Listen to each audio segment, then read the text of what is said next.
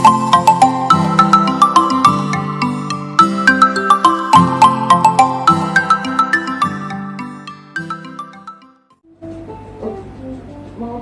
pagi, Assalamualaikum warahmatullahi wabarakatuh. Kadang berbeda sinergi semuanya.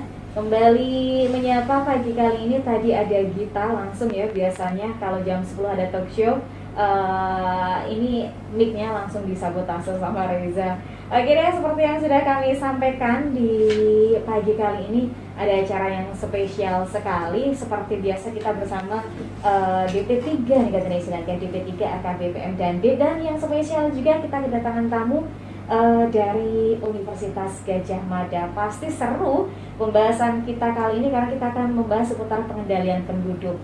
Kalau berbicara seputar pengendalian penduduk nanti, wah ini para keluarga nih harus mantau. Ini untuk para remaja-remaja juga perlu juga pantau karena nanti kita akan membahas seputar bagaimana sih peran remaja untuk pengendalian penduduk. Sebelumnya di kategori Sinerga akan kita kenalkan narasumber kita, ada Dr. Umi Listianisi MSI. Beliau ini selaku PSKK UGM atau Pusat Studi Kependudukan dan Kebijakan.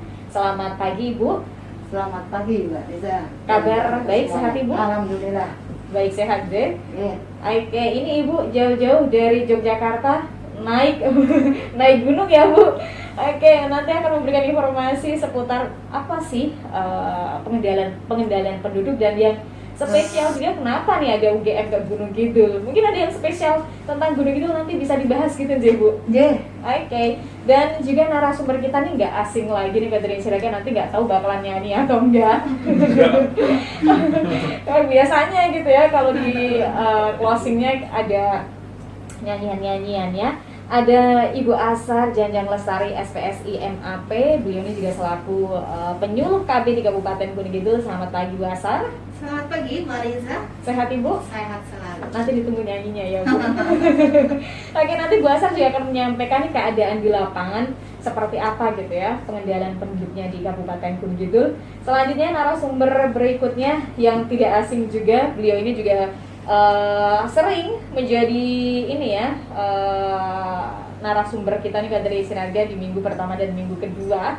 Ada Bapak Sabrur Rohim SAGMSI. Selamat pagi Bapak. Selamat pagi Mbak Reza. Kabar sehat deh? Alhamdulillah. Alhamdulillah sehat. Oke, dan dari Sinerga, kesempatan pagi kali ini acara ini kita siarkan secara langsung, dan monggo nanti bisa bergabung melalui telepon interaktif 0274393181. Oh iya, ada juga yang spesial bagi teman-teman yang mungkin nanti mau chat WA, bisa banget gitu. Mungkin ada pertanyaan-pertanyaan yang akan disampaikan, bisa langsung ke 0852-2966-0780. Nanti bisa aja di WA. Mungkin mau telepon, nggak ada pulsa.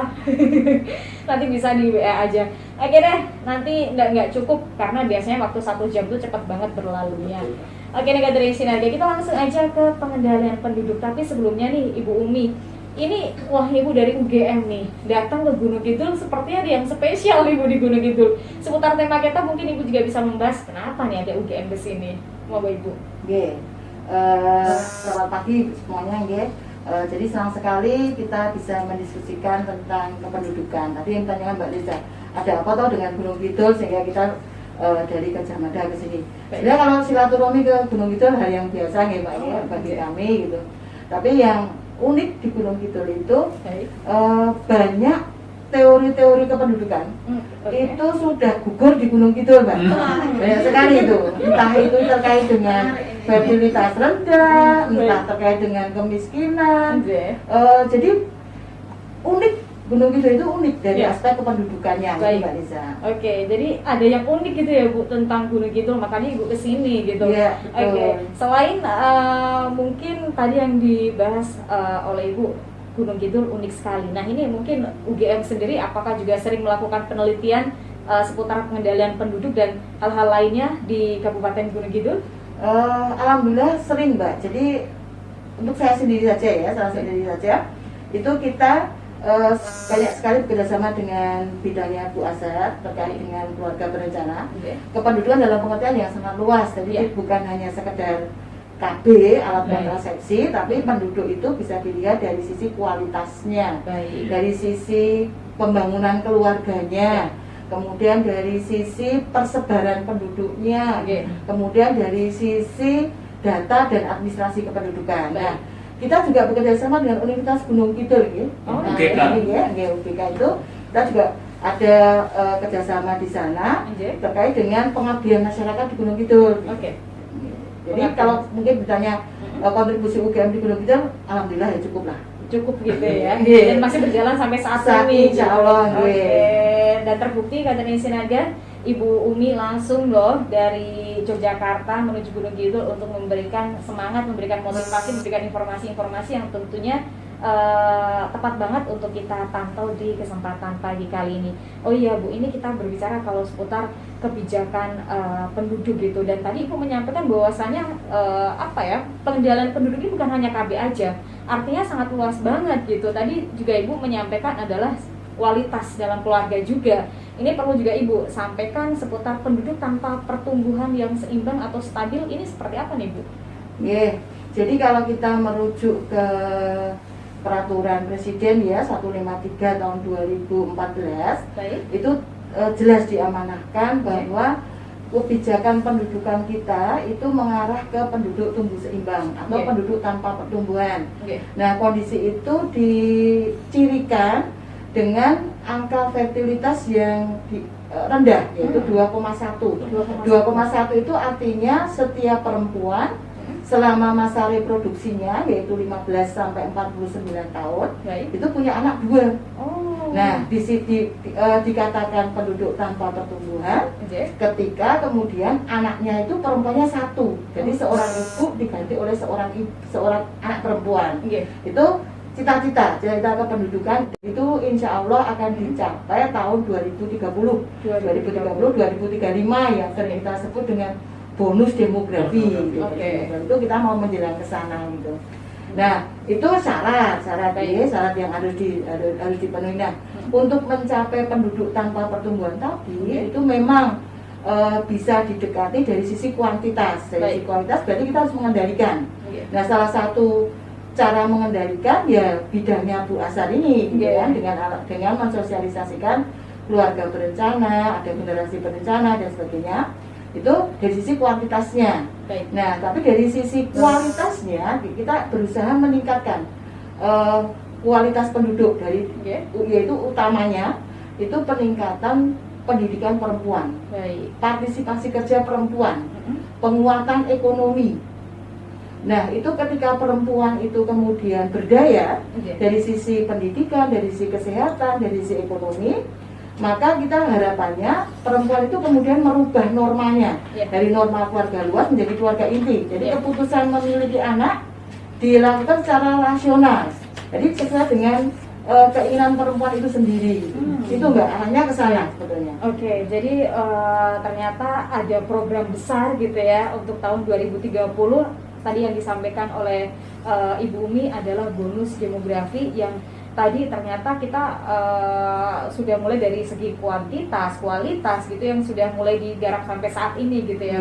Dan tadi mungkin apakah hanya seorang perempuan aja nih Bu yang harus diberikan pengarahan atau pengertian seputar hal ini, apakah tidak laki-lakinya juga nih Bu?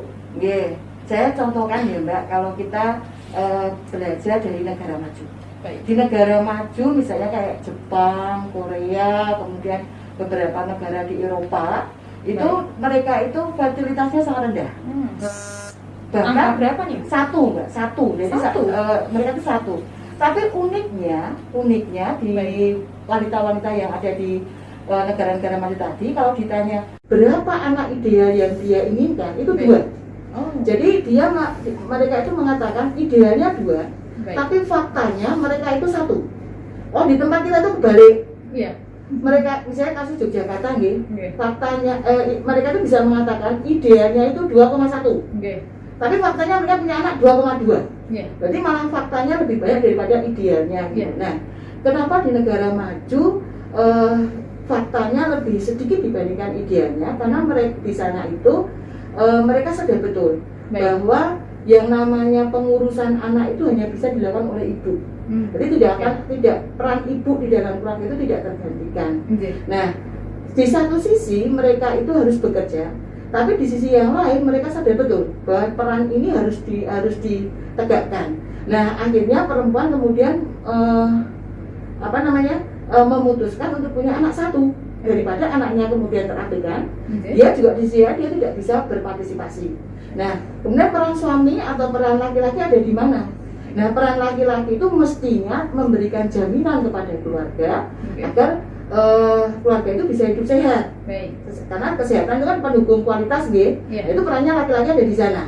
Jadi memberikan jaminan juga lingkungannya juga kondusif, itu jaminannya pada laki-laki. Tapi sebenarnya keputusan memiliki anak itu meskipun itu bersama ya, namanya keputusan memiliki anak nggak mungkin sendiri nggak mungkin perempuan sendiri, tidak mungkin, pasti ada laki-laki dan perempuan. Tapi ketika perempuan itu berdaya dan dia akan mengatakan aku tidak milik anak, cenderung keputusan itu kemudian antinatalis gitu. Oke, jadi bedanya kita dengan negara-negara maju gitu ya Bu. Mereka berbicara kalau seputar fakta dan juga yang disampaikan mereka mengatakan anaknya itu 2 gitu ya, tapi nyatanya anaknya hanya 1 gitu. Tapi berbeda dengan kita yang ada di Indonesia. Nah ini mungkin Bu, apakah juga mungkin kita yang ada di Indonesia di tahun 2030 akan seperti itu Bu? Nah, ini pertanyaan menarik Mbak, pertanyaan menarik ya. Kalau kita lihat beberapa data ya, jadi di Indonesia itu terbagi, di Indonesia secara umum ya, itu terbilang menjadi 2. Jawa itu merupakan provinsi dengan angka fertilitas rendah yang di Jawa. Tapi yang di luar Jawa itu fertilitasnya masih tinggi, masih di atas 2,4. Yang di luar Jawa itu masih di atas 2,4. Artinya berarti sebetulnya kebijakan kependudukan kita itu mestinya sifatnya adalah tidak sentralistik, artinya tidak bisa kemudian keputusan itu ada di nasional. Karena kemudian terjadi yang di bawah kan beda sekali. Pertanyaannya kemudian yang 2,1 kemungkinan akan bertahan di 2,1 atau dia akan turun terus, kemudian meninggalkan 2,1. Kalau pengalaman di negara maju justru yang terjadi turun Mbak, sangat turun. Jadi kayak saya contohkan Cina itu kebijakan 1 anak. Sejak tahun 2000 Cina melonggarkan kebijakan 1 anak, artinya memberikan insentif kepada perempuan-perempuan ketika dia punya anak lebih dari 1. Tapi juga tidak berhasil. Karena yang terjadi itu beyond fertilitas atau faktor yang mempengaruhi fertilitas. Kan di Cina perempuannya sudah terdidik, dia bekerja, sehingga anak bagi perempuan terdidik dan bekerja tadi kan beban. Jadi fungsi anaknya jadi beban. Dan ini yang kemudian kalau di kita belajar ke sana jangan sampai. Jadi kalau menurut saya ya itu sesuatu yang memang tidak bisa dihindari, karena ketika perempuan bekerja itu tetap itu hal yang logis karena anak itu punya nilai ekonomi tapi kita tetap harus mempertahankan bahwa orang yang masuk di dalam jenjang perkawinan itu kalau bisa tetap punya anak dengan alasan dia akan meneruskan keturunan gitu. Dan di amanah undang-undang katanya penduduk adalah modal pembangunan. Nah kalau penduduk modal pembangunan kan sebenarnya sebanyak-banyaknya penduduk itu pembangunannya akan berhasil gitu. Tapi ya dengan catatan jangan berkualitas, kita berkualitas. Nah kalau banyak kemudian kayak di Afrika atau di beleding kayak gitu, nah itu kurang gizi, bencana gitu. Tapi kemudian banyak, tapi kemudian gandos ya itu ya rada bisa kemudian meningkatkan pertumbuhan ekonomi. Jadi penduduk dan pertumbuhan ekonomi itu berhubungan Mbak.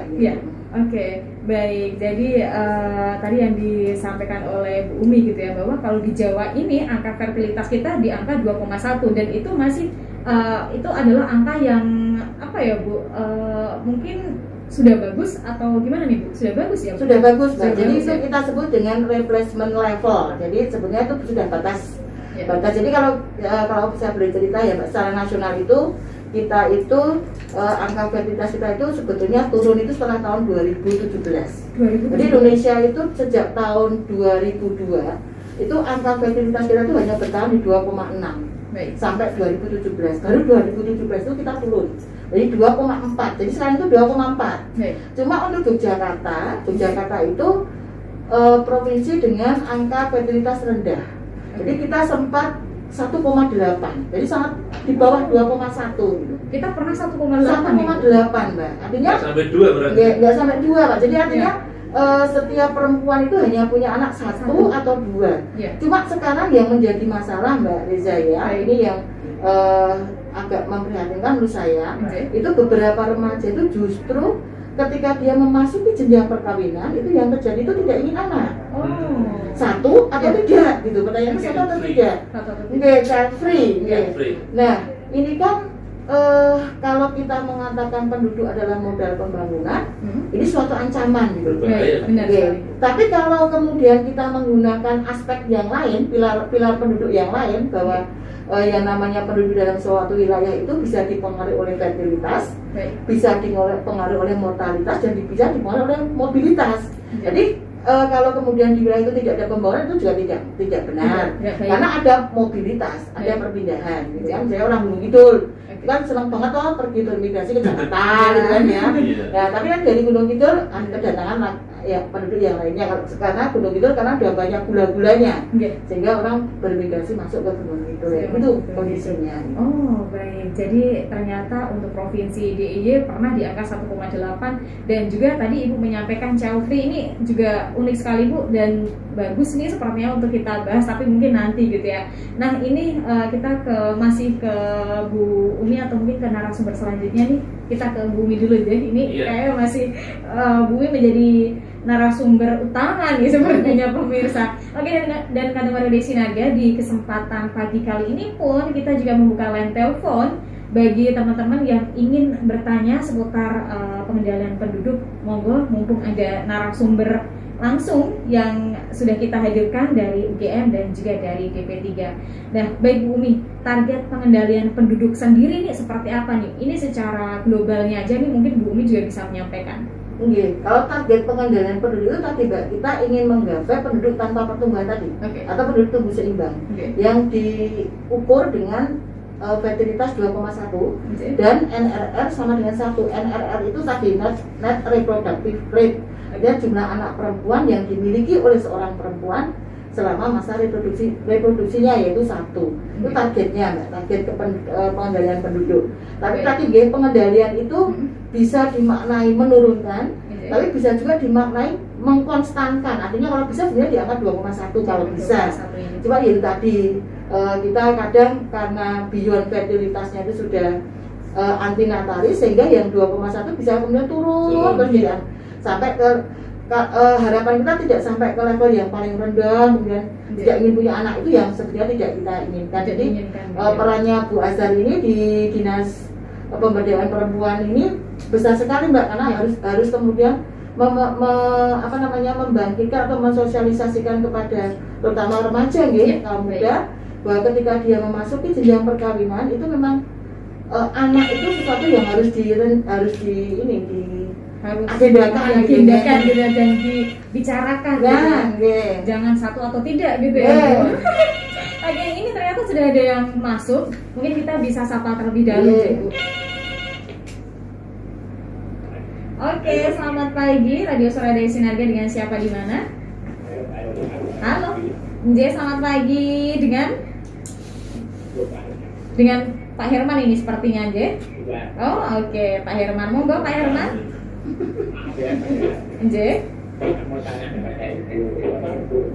Oh iya, Bumi.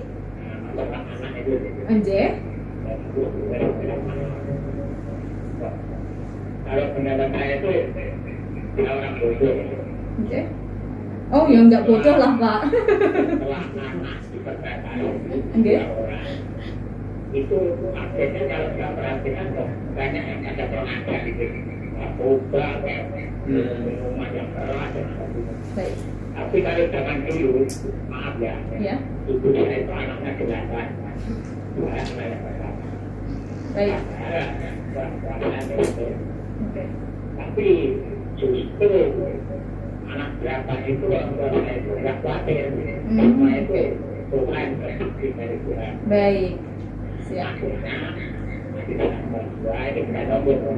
Tidak berdua ini bentuk berisi kita berbuka kata laut. 8 tetapi YouTube banyak yang berdua gitu. Oke.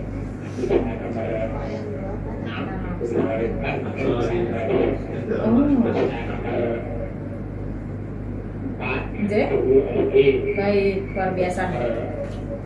Yang terakhir nomor 7 itu perempuan. Oke. Padahal makanya kan hanya sederhana. Oh iya, ini sama dulu. Oke. Sakit luka, seperti daun apa itu? Jodium ya. Daun manding itu. Oh, daun manding. Oke, siap. Dulu itu anaknya ada. Oke. Oke. Oh, siap. Sekarang orang tuanya pada kaya-kaya, anak juga malah pakai narkoba. Oke. J. Baik.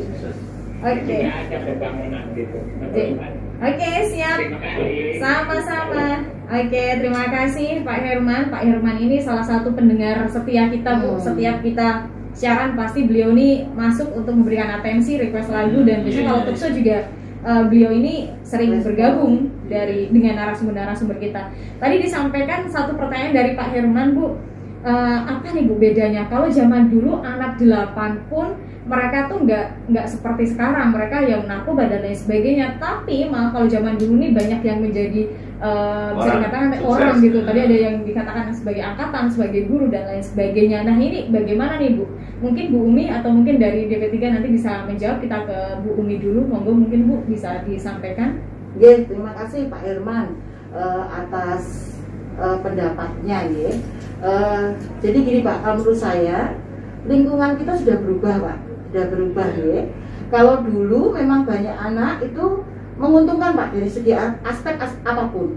Anak itu bisa sebagai modal tenaga kerja karena memang dulu mungkin dominasi sektor pertanian, sehingga adanya anak itu ada cuma untung dan untung. Nah sekarang kondisinya berubah. Jadi harapan orang tua terhadap anak juga berubah. Jadi ketika kita punya anak itu kita punya harapan paling tidak anak saya seperti ini. Jadi nah dari harapan yang berubah tadi, kemudian orang itu akan kemudian memikirkan saya tidak mungkin menghasilkan atau mengantarkan anak saya minimal sama dengan saya ketika saya anaknya banyak.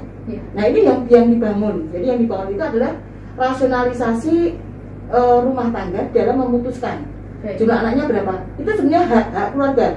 Mau 4, mau 5, mau 10, mau 2 itu sebenarnya hak keluarga. BKKBN pun juga tidak melarang. Tidak melarang gitu. Artinya boleh. Tapi yang penting berencana. Berencana itu artinya sesuai dengan kemampuannya. Jadi target 2,1, kenapa kita harus menargetkan 2,1? Karena kalau kita lihat Indonesia Raya kita dari Sabang sampai Merauke itu kondisinya sangat berbeda. Jadi kalau tidak diatur, lepas itu kependudukan akan kalau tadi saya menganalogikan dengan Afrika, kemudian apakah kita akan seperti itu? Pertanyaannya seperti itu, ya. Nah, kalau kemudian kembali ke sekarang banyak narkoba dan sebagainya, mungkin dulu itu juga ada, cuma bukan narkoba ya, mungkin juga mabuk oplosan nggak tahu ya. Cuma tidak terekspos, betul, tidak terekspos. Nah, disinilah menurut saya perannya bidangnya Bu Azhar di dalam membangun ketahanan keluarga. Nah, sekarang perempuan banyak yang bekerja, keluarganya keluarga inti gitu, Mbak. Sehingga anak itu kemudian dia mau berpaling kemana? Mau mencari informasi ke siapa? Yang didapat informasi dari media sosial. Padahal kalau kita lihat Mbak, kita cermati, media sosial itu banyak informasi yang kemudian salah. Nah, anak itu kemudian mencarinya lebih di sana karena dia mau ketemu orang tuanya nggak bisa. Gitu, sehingga mau ke masyarakat juga masyarakatnya nggak tahu, akhirnya ke teman sebaya atau ke media sosial yang informasinya itu belum tentu kebenarannya itu diakui. Itu Mbak menurut saya. Jadi memang dunianya sudah berubah menurut saya gitu ya. Sudah berubah gitu ya tentu saja. Oke, terima kasih Bu Umi tadi penjelasan yang sudah disampaikan Pak Herman. Mudah-mudahan jawaban dari Bu Umi ini sudah bisa memberikan gambaran saat ini, dan juga kalau berbicara saat ini digitalisasi kita ini sudah sangat maju sekali, banyak juga pengaruh-pengaruh yang masuk, tapi bagaimana kualitas dalam keluarga untuk mengendalikan hal tersebut gitu. Dan ini masuk kita ke Bu Asar atau mungkin nanti Pak Sabrur gitu, menyambung tadi yang disampaikan oleh Bu Umi seputar pertanyaannya Pak Herman tadi gitu ya Bu. Ini penting sekali nih, ketahanan keluarga. Anak 2 kok malah mereka sampai larinya ke hal-hal tersebut gitu. Nah ini mungkin dari fungsi ketahanan keluarga apa yang sudah dilaksanakan DP3 mungkin dari pengendalian penduduk ini. Ya, sebelumnya hari ini saya sangat bergairah ya, sangat bersemangat, apalagi ketemu dengan Bu Umi menjadi PSKK ya, jadi berproses sembari belajar ya, mendalami kembali ya konteks-konteks kependudukan yang kemudian ada. Terkait dengan apa sih yang dilakukan oleh DP3AKP-PMD ya, dalam kaitannya dengan pengendalian penduduk utamanya terkait ketahanan keluarga. Sebetulnya banyak banget ya. Kita kalau berbicara program di ketahanan keluarga sendiri, pada leading sektor di lapangan kita ada kelompok-kelompok kegiatan yang dibentuk ya, mulai dari bina keluarga balita, bina keluarga remaja, bina keluarga lansia, UPPKA ya, kemudian juga PIK remaja sendiri, yang itu adalah sebetulnya sasaran tembak utamanya memang kualitas keluarga, kualitas penduduk ya. Kalau di BKP kemudian yang dikelola adalah yang dia memiliki balita, PKR remaja, PKR lansia, PPKS adalah untuk peningkatan pendapatan keluarga, kemudian juga PKR di remaja. Sehingga dari mulai persiapan untuk menikah ya, untuk berkeluarga sampai nanti kemudian berusaha punya anak, balita, remaja sampai menjadi lansia, itu sebetulnya secara konteks program sudah semuanya diopeni dan diurusi ya. Ya. Jadi termasuk juga ketika misalnya tidak menikah tuh apa sih ini yang di beberapa tahun terakhir kita penguatan di program pemahaman kesehatan reproduksi dan penyiapan kehidupan berkeluarga, pemahaman tentang stunting ya sekarang lagi booming, dan itu dimulai dari remaja, artinya sejak sebelum membangun keluarga. Ya, sehingga sudah betul-betul siap ya, nanti kalau keluarga berani berkeluarga ya harus berani membentuk keluarga yang berkualitas kan, kayak gitu. Terima kasih Bu Asar. Dan juga tadi memang kualitas dalam berumah tangga ini juga harus diperhatikan, dan tadi Bu Asar menyampaikan bahwasannya sudah sampai dari sekarang gitu ya, memberikan sosialisasi kepada para remaja-remaja untuk nanti ke depan bagaimana sih di dunia pernikahan, untuk kesiapan reproduksi juga ternyata juga sudah disampaikan gitu. Nah ini mungkin seputar implementasi di lapangan seperti apa nih Bu? Mungkin ada kampung KB atau ini sebenarnya kalau di Gunung Kidul ada nggak sih Bu kampung KB, atau mungkin saya yang kurang tahu nih, saya yang kurang info nih.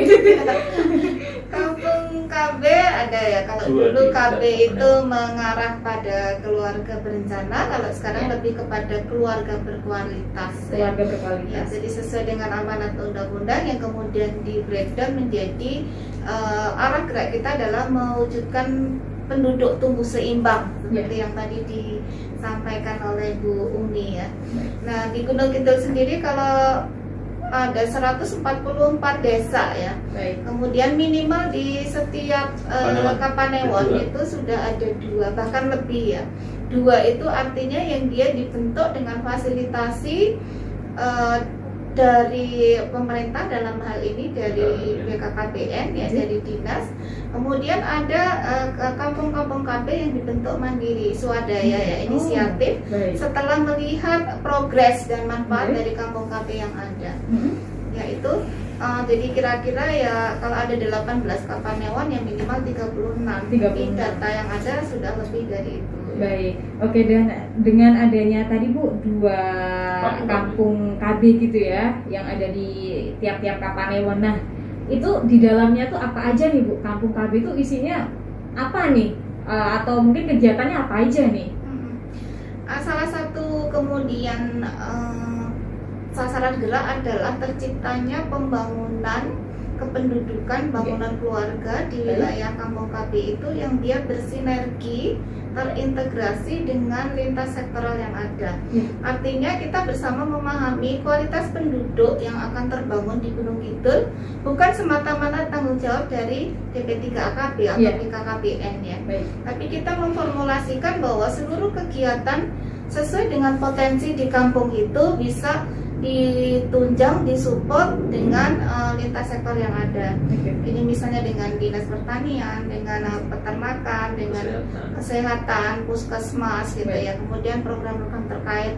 Jadi misal ada KWT, misal kemudian ada terintegrasi dengan UPPKS, ada Bina Keluarga Remaja berintegrasi dengan PKPR-nya Puskesmas, ada BKB yang terintegrasi dengan PAUD HI-nya, dengan Posyandu. Nah, seperti itu, termasuk juga upaya-upaya pada pemberdayaan ekonomi dengan koperasi, dengan bahkan dengan swasta ya, CSR dari swasta yang kemudian bisa diambil untuk penguatan. Artinya bahwa mulai disadari pembangunan ini milik bersama, dilakukan bersama dan tanggung jawab bersama elemen masyarakat. Luar biasa sekali. Terima kasih Bu Asar tadi menyampaikan seputar kualitas dalam masyarakat. Ternyata juga sampai saat ini tadi disampaikan bukan hanya tugas dinasnya aja, tapi masyarakat juga ternyata sudah ikut berpartisipasi gitu ya. Baik, terima kasih. Ini kita ke Pak Sabrur mungkin bisa menambahkan juga nih Pak. Atau kita angkat telepon dulu deh. Satu penelpon sudah bergabung kembali. Halo, selamat pagi Radio Suara Desi Narga. Selamat pagi dengan Pak Wening. Mbak Reza atau ini? Baik. Oh, Kang Bardowi. Oke, siap, monggo Kang. Salah saya. Monggo Kang. Ada 2 pertanyaan. Yang pertama ada Ibu Umi. Baik, Ibu Umi. Iya, PSKK UGM. PSKK UGM. Baik. Dengan PSKK UGM itu saya lalu komunikasi. Harus terformat isinya ini. Oh, ini mungkin Bu Umi yang kenal. Oh iya, oke. Kenal dari Bu Umi.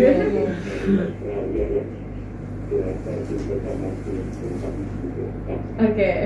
Satu pertanyaan ini Pak. Oke. Karena saya punya yakin soal karena sudah mungkin anak-anak saya itu. Oh, gitu. Karena saya sudah tua. Oke.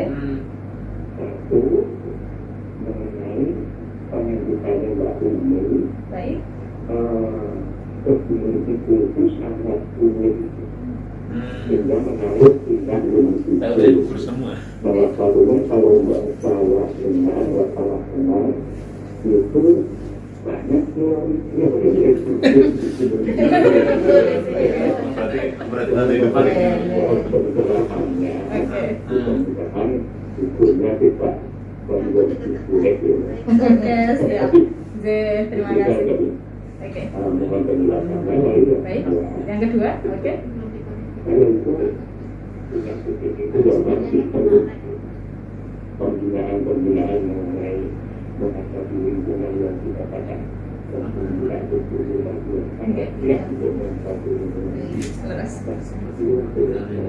Baik. untuk kombinasi warga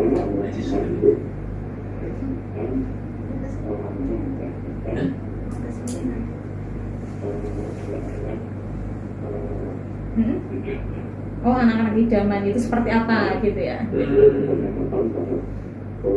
Oke. Waalaikumsalam warahmatullahi wabarakatuh. Terima kasih ada Kang Bardowi. Saya tadi sempat salah gitu, saya kira Pak Wening.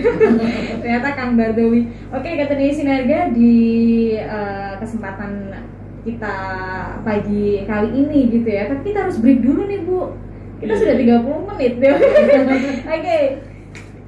Kang Bardowi, ini nanti jawabannya pasti akan disampaikan karena waktu kita 30 menit untuk break gitu ya. Tapi breaknya juga akan lama-lama kok. Kita kasih satu koleksi lagu untuk menyapa Kata Desi Narga semuanya. Nanti tetap pantau karena masih ada 2 pertanyaan yang akan disampaikan untuk Kang Bardowi. Tetap stay tune di 89.9 FM Radio Suara Desi Narga karena kita akan kembali setelah yang satu ini.